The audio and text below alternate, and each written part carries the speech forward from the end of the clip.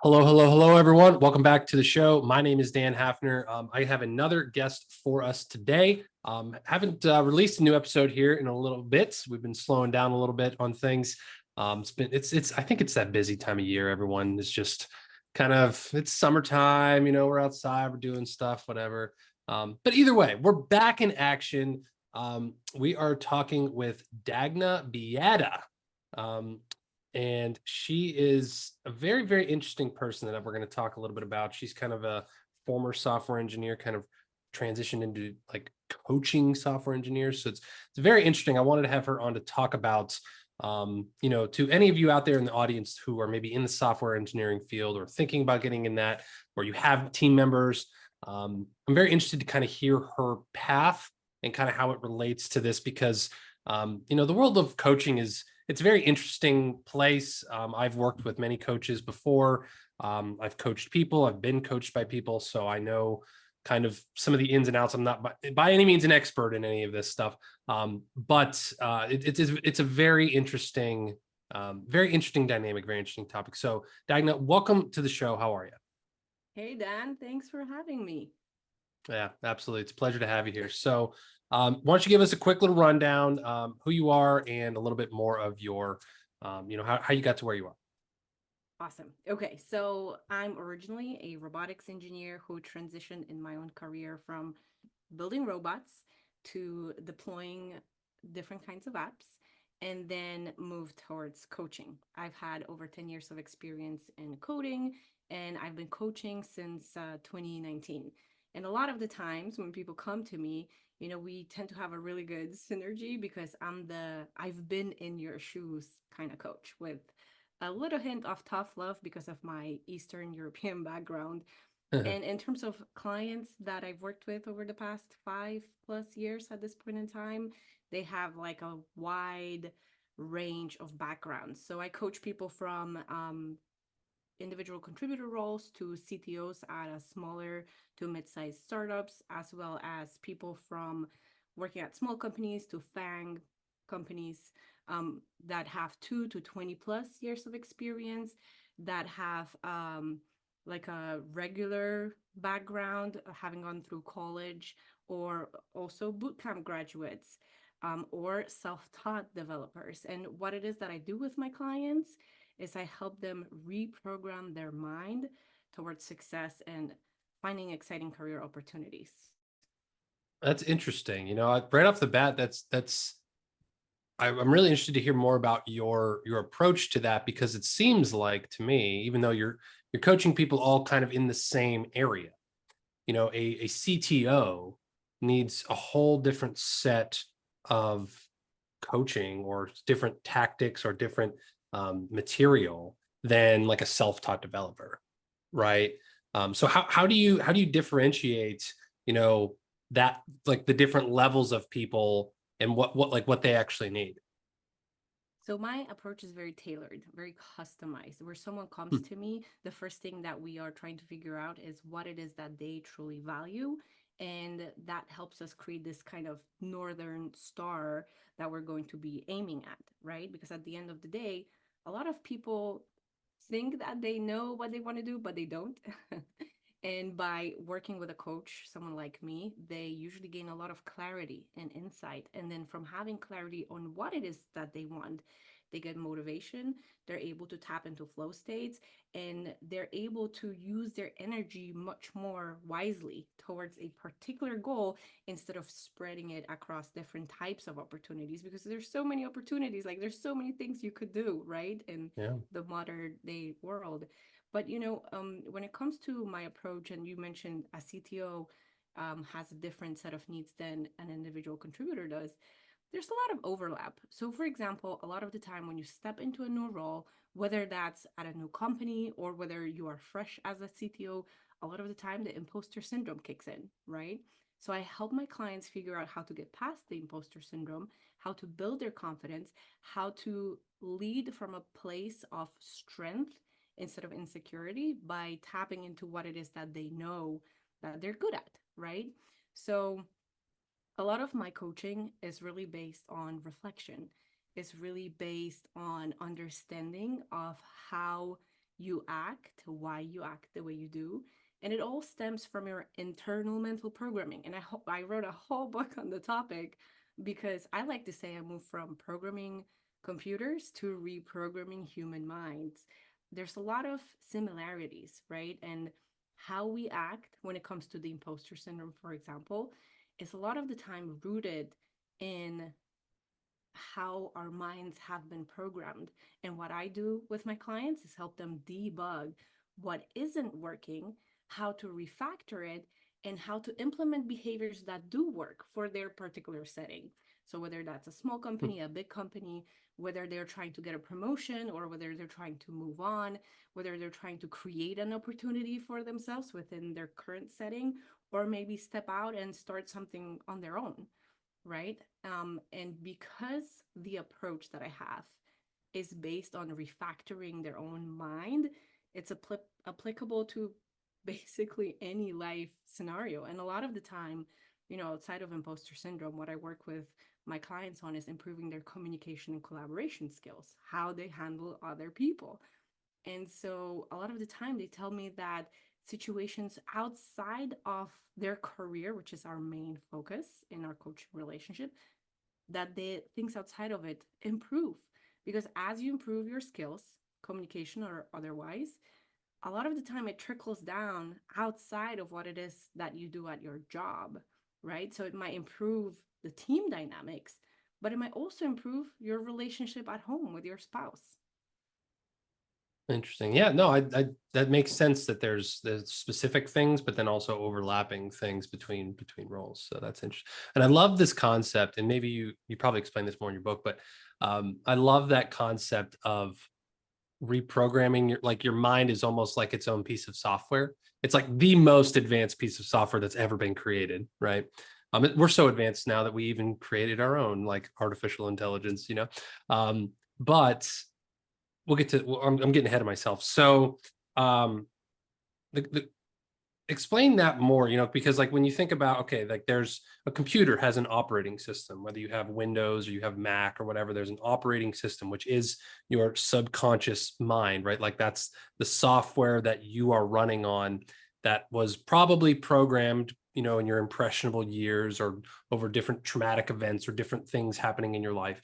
But then when you have a piece of software, there are bugs that happen, like things that, are not working the way that they should. But then also improvements or new add-on features or things that you want to say, hey, I want to improve this thing, right? So I'm curious, just like, and there's probably more different things like that, but how, tell me more about this. Your brain is a software, it's an app. Like I'm really, this is a really interesting concept. Yeah, so in my book, like you said, I dive into the details. The title of the book is Brain Refactor, and it's really based on this idea of our brain being similar to a computer app, computer program, an app, and it is you are able to reprogram it. So the first thing that you need in order to know that there's a buggy behavior is to be open to feedback, right? Whenever you deploy an app, let's say, right, and people have access to it on their phones, how do you know there's a bug, right? People go through it, they use your app, and they will provide you feedback. They will provide you feedback. They will let you know, hey, I'm clicking this button, I'm trying to do this thing, and it's not working. Ideally, you catch it in a testing environment within your company before you deploy it to production and it gets to end users and clients. But essentially, you have to be open to feedback. And once you get that feedback and you're open to it, that's when you can use the information contained within feedback for refactoring purposes, right? So in the code, what would we do? We would set up breakpoints. We would start debugging. We would start analyzing file by file, line by line, try to trace the code and see how things are connected. And you're absolutely right that in terms of human code, it's a lot of the time legacy code created by someone else, not Mm. necessarily you, right? And so whenever you join a new company and you have this huge code base that has this legacy code that has comments like, don't touch this because everything will fail and nobody knows why. I don't know if you experienced that in your career, but I Yeah. definitely did.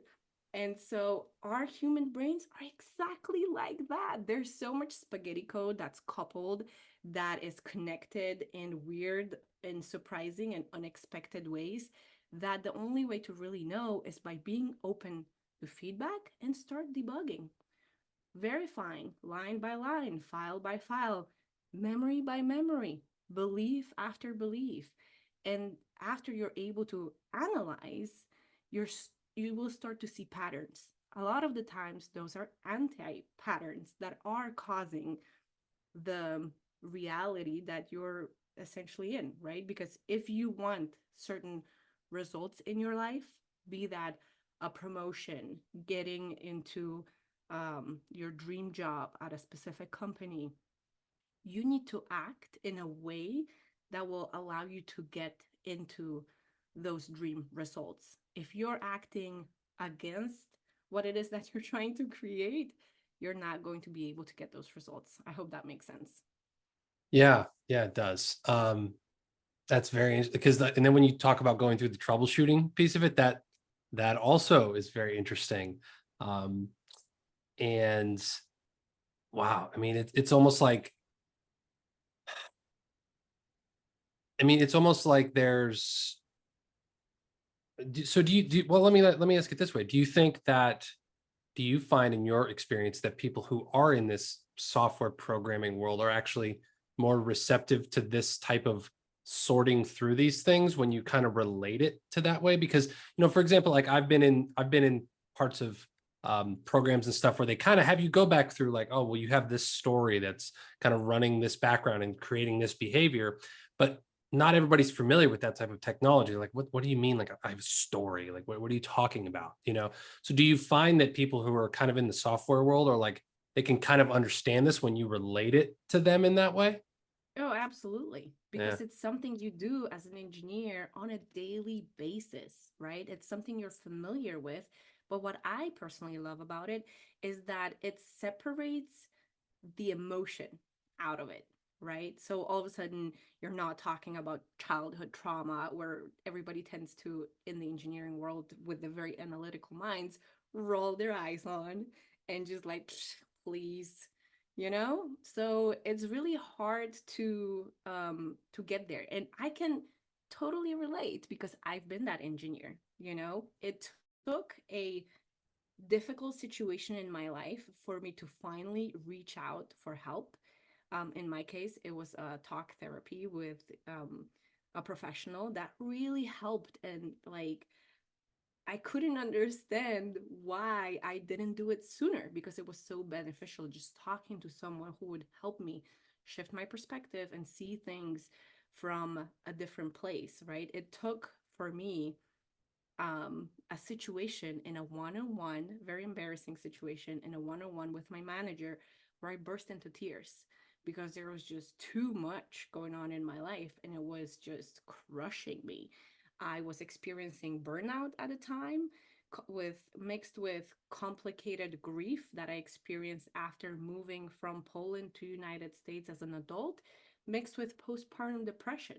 And in my head, I was like, I'm fine, I'm doing great. No, this is great. In the meantime, at work, I was experiencing full on burnout because the work that I was doing was not bringing any pleasure to me anymore. And I was just dragging my feet and I was just like doubting, what am I even doing here if nobody appreciates my work or my input? I was this invisible subject matter expert that I talk about in my book as well. And a lot of my clients come to me for the same reason. They either are burned out at this point in time, or they're being passed over for promotions. They're being passed over. Nobody sees their brilliant ideas, or they're not able to convey their ideas to other people because they lack skills. So let me kind of circle back. Like, the biggest problem that I see with engineers in general is lack of soft skills, because in our engineering education, we overvalue technical skills and undervalue the people related skills. And I help my clients first notice that and then figure out how they can level it, right? And having worked at this point with many people across different domains, different environments, I can see the patterns of behavior. I can see what works, what doesn't, regardless of the work environment. And so it's really about that mindset, that way of thinking, and how do you reprogram what isn't working. But the first step is awareness, allowing the feedback in and then debugging. So I know this is not exactly the answer to your question, Dan, but as you can tell, I'm very passionate about this topic. No, that's okay. And I'm interested to hear more about those soft versus hard skills. That's very interesting. But one note you mentioned before that I totally forgot to pick up on was that negative feedback. Like you said, like, hey, when you launch an app and you get it on people's phones, and then you get feedback and they say, hey, this isn't working. That tends to be the only feedback you ever get. Like there's well, not only, but like it tends, at least in my experience, there tends to be a lot more negative feedback than there would be positive feedback. Like it's easy for people to say, like the comment section on Facebook, like it's easy for people to criticize and point out flaws in things. But not everyone takes the time out of their day to be like, oh, wow, this is actually really nicely designed. Like, I really like this. This is really cool. They just want it for the solution they're needing, like the thing that they're trying to do with it. Right. So I like there could be, I'm sure you probably deal with a lot of things that, and as an engineer, you start to, oh my God, like it's, if I'm not hearing anything, that's good news. I remember when I played sports in college and high school, and sometimes there were certain coaches that I had that like would never say a word to me until I messed something up. Like if I messed up a play or I did something wrong, then I would hear it, but like I would have 5 or 6 plays in a row, and then it'd be like not even like a good job or a pat on the butt or like anything like that. And I was like, oh, okay, I did that right, and who knows, maybe I have my own therapy to work out with those types of things. But no, that's very interesting because, but yeah, so then tying that back to the soft skills piece, when you say that, like what are some of the most common soft skills that you see engineers or coders or people in the tech field that they lack? Because I would probably venture to guess before you answer. I'm going to take a couple guesses. I'm going to say communication's probably one of them. I'm going to Wow. say empathy is probably another. On. I don't know if I have a third guess. Anyway, I don't want to steal your thunder. Those are my 2 guesses. Well, the third big one is marketing, self-marketing. Mm, Having trouble with talking good about yourself in a public setting, presenting your work, and having this misguided belief that your work speaks for itself when it doesn't. being willing to And like toot your own horn. exactly, Mm, right? But in a way that comes across with honesty and integrity instead of being someone who's just bragging about themselves, which, right. rubs people off the wrong way. Mm, But you did mention feedback, and I kind of want to circle back to that because feedback, we tend to think about it as words directed to us, right? So, how about we change that definition? That everything you experience could be feedback. So, getting or not getting a promotion, feedback. Getting your idea implemented or not implemented, feedback.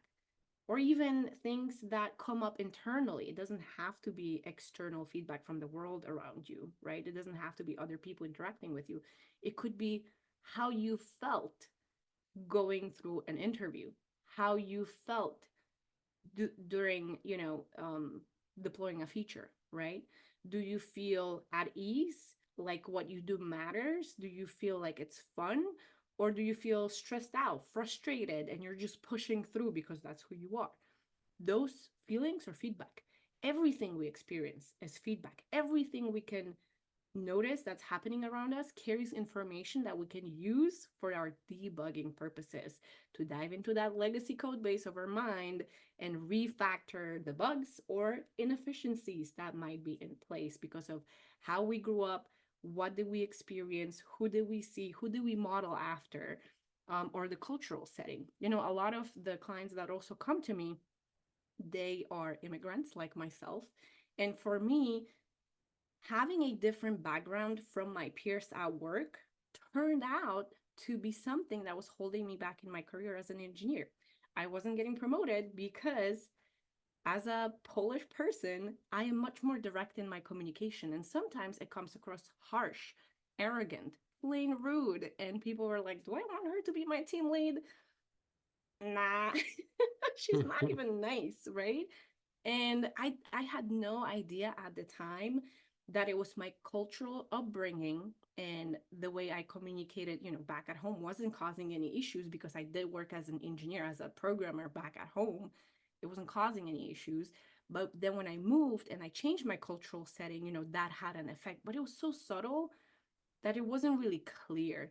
And because a lot of engineers don't have that soft skills playbook, it's hard for us to understand what's missing unless someone points it out, right?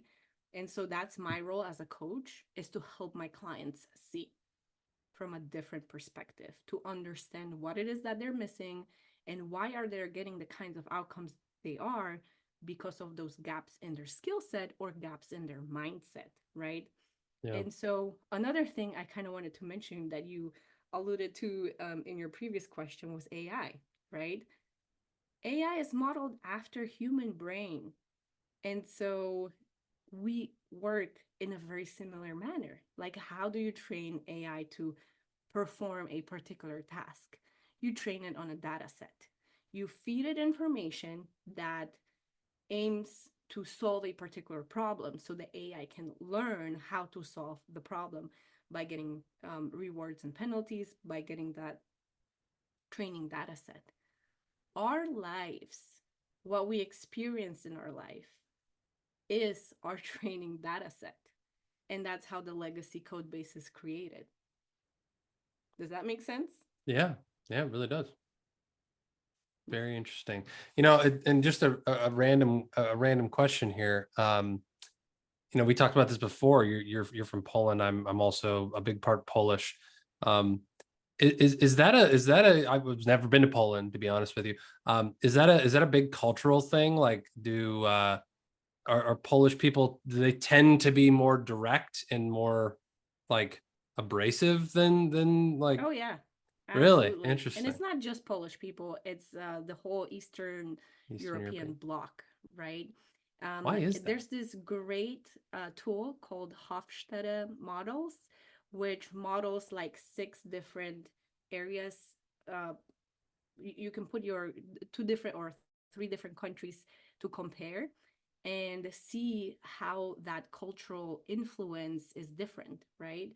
So, Hmm. for example, um, you know, in Poland, we tend to be much more family oriented or collaborative, versus in the United States, the culture is more individualistic and it's more about, you know, kind of like being a leader, doing your own thing, taking ownership, being proactive. In Poland, it's not necessarily like that. And so without having that awareness of how your data set, your lived experience program you to be who you are, sometimes it's hard to understand, why am I not getting that promotion? Right? Why do my team members from a different culture, from a different setting, react this weird way? Like at the very beginning when I moved in my first job, you know, Polish people tend to also have dark sense of humor. So when I would make jokes or comments, they were offensive. And I was like, it's just a joke. Like, come on, get over it. Right. But it wasn't helping the team dynamic. And I didn't get it for a couple years that I lived in the United States. And that's something that was holding me back in my career. So, you know, the awareness of how your programming came to be, the mental one, who put the legacy part in there, what's coupled, what's not coupled, that's what gives us the power to then shift the thinking, the beliefs, and with that shift how you act, because your acting is a huge percentage, it's automated, right? Just like with your computer, most of what your computer does, it's running in a background process, and you as the end user, you have no idea what's happening. Same thing that happens with your actions, right? We say humans are people of habit. Where those habits come from? Well, those are those background processes that are being fired by your operating system, your subconscious. And so if you're able to reprogram the code, that's when your actions can change. That's when you can update the autopilot to actually start running the things that you want to be running in the background instead of things that are wasting your mental processing power, right? I Yeah, hope that makes absolutely. sense. And I No, know that I'm diving into like a lot of depth, but I explain it in much more detail in my book, Brain Refactor, that's coming up this summer. yeah, yeah. So what's the name of it again? Brain Refactor. Brain Refactor. Okay. And where can we get our hands on that? It's going to be available on Amazon, and you can go ahead to my website, themindfuldev.com/book, and you can sign up for a pre-order list. So the moment I put it on Amazon, you'll be the first one to know that the link is there, that it's available for purchase. Awesome. Awesome. So, okay, awesome. So the last thing I wanted to ask you about, you have a couple of things here on your profile. And one very interesting to me, and I want you to tell us a story to close this out. Because you have a story of a client of yours who went from being a senior engineer to a startup CTO. That's pretty amazing. And can you tell us a little bit like the highlights of that story? Like how did that happen? So the interesting part about that particular client is that when they came to me, when he came to me, he was not really aware of what he wanted. And first he was telling me, Dagna, I think I'm interested in organizational change. I'm like, okay, let's go ahead, dive into your values and understand what it is that you truly care about. When we were able to really dive into what he cared about and how that related to his current workplace and the workplace where he'd like to be in, all of a sudden he got this aha moment where it's like, you know what? I don't think I really want to do this organizational change thing. I think I want to lead my own company. And so with that, with having the understanding of that northern star, what is it that motivates him? What is it that he truly values inside, outside of what people are telling him what he is supposed to do or he should do because of his career and experience up until this point? The next um, roadblock was the confidence. I've never led a team before. I only had junior engineers working with me, but I never have been their boss. You know, being a like a boss or a manager was like terrifying for this particular person. So we had to understand what made him a good boss, what would potentially make him a bad boss, and how he could address all those mindset and skill gaps before he even stepped into that position. And then essentially what we did, and this is a story in a big nutshell, a huge shortcut, we started applying to positions available on which was then called angellist.com. Oh yeah. So basically they had a ton of listings for CTOs for small, less than 10 people startups. And he started applying. And he went through a few rounds of interviews and he landed one of them. But, the first thing that had to happen was understanding of what he really wanted, which wasn't what he initially thought. What were the gaps between here and there, and how we could have a plan on what to work on so it's clear. And even though he wasn't there yet, because he had the roadmap on how to get there, it made it so much easier to start applying for those jobs and then putting yourself out there, which also is a form of feedback, right? Because he did end up getting that one particular position after he applied. And, all that took us about 4 months. And that's the typical length of my coaching relationship, 4 months. And I've seen people achieve spectacular results. So we have this particular person, we have another one who got a skip level promotion, came to me because he knew he was about to start leading a team, ended up being a VP of engineering and innovation at his company. Another person who left imposter syndrome completely behind, And for this person who was a bootcamp grad, having that confidence, comparing herself to people with traditional background or who had a lot more years of experience, was like a huge game changer. And then I have another person who told me that anxiety in interviews that he was experiencing dropped by 80%. And he was finally able to go through interviews without experiencing anxiety. I've had another client who doubled his salary and went from 110, I believe, to 200 something $1,000 in yearly salary, because in his mind he had to go like step by step, climb the ladder slowly, deserve every little thing. And I'm like, open yourself up to the opportunities. Let's see what's out there that's matching your skills, because the company he was working for was a smaller company, and by just moving to a bigger, more corporate environment, he was able to make that jump, right? And applying to jobs allowed him to do that. So doubling your salary is absolutely possible in just short 4 months. Wow. Very inspiring stuff. That's really, really cool. This has been a very interesting show. It's actually it's about halfway through. I started to see it's like the bridge between, for any of you who may have remembered the old Run Your Day podcast, which is what this podcast original title was a very personal development, very deep dive into the way of, of Dan becoming who Dan was.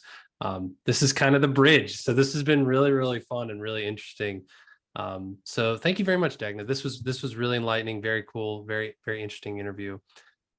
So really, really appreciate you coming on. Thanks for having me, Dan. I totally had a blast. Yeah, me too. Me too.